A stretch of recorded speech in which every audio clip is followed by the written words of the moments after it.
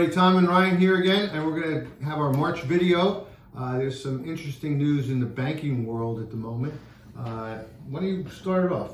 Yeah, so a couple weeks ago we heard about two major banks that one had to get bailed out, the other one was taken over by the government.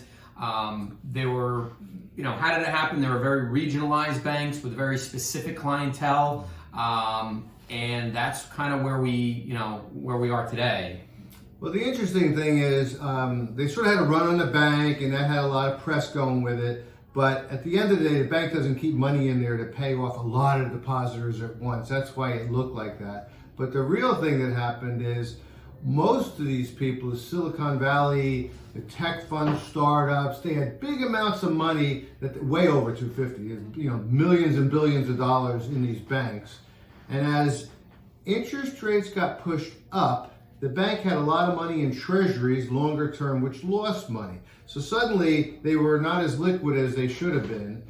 They were taking a lot of risk. And suddenly the Fed comes in and basically spends all the money out of the FDIC. FDIC collects funds every month from every bank in the country, puts out, they blew that whole reserve out just taking care of this one bank.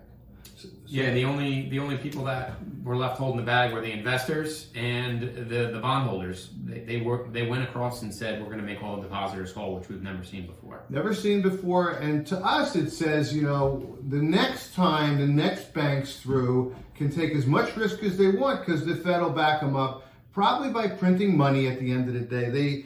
They magically came up with the new bank term funding entity 2. I didn't know there was a one. But they have some bank funding entity, which basically means they're writing checks to get rid of the hysteria of the whole thing. What was also interesting, though, Ryan, is the certain people got their money out just in time, and all the bonuses were paid out a day before the insolvency to all the employees of the bank.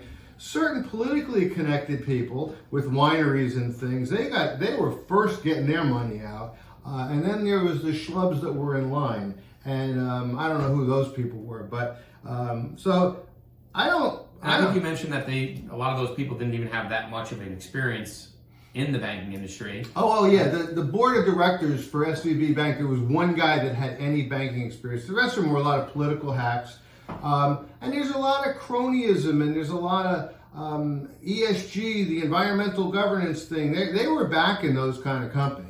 And that's also a big question mark on it. But to have one guy on their board that has any banking experience is amazing to me. The other thing that's amazing to me is we always look at these things sort of backwards and we say, how did the regulators miss '08? How did the regulators miss Bernie Madoff? How did they miss Enron? How did they miss FTX and the cryptocurrency mess? And how did they miss SVB? So they'll come back and they'll say we need more regulations. We didn't do it right. The guys that did it weren't doing it right. But then again, it's how do they miss it every time? Yeah, and what does this mean for clients? At the end of the day, you do have $250,000 per depositor per insured bank. So if you have more than that at any one given bank, you might want to revisit that.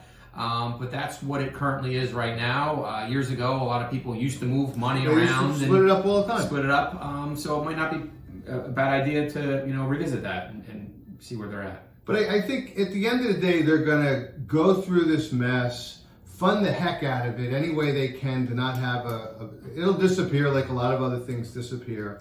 I think, though, there's also going to be a push to people putting more and more money into the big banks, the 4 or 5 big ones, and less money into the regionals, which always happens, and then they go under, and so everything gets focused towards the top again.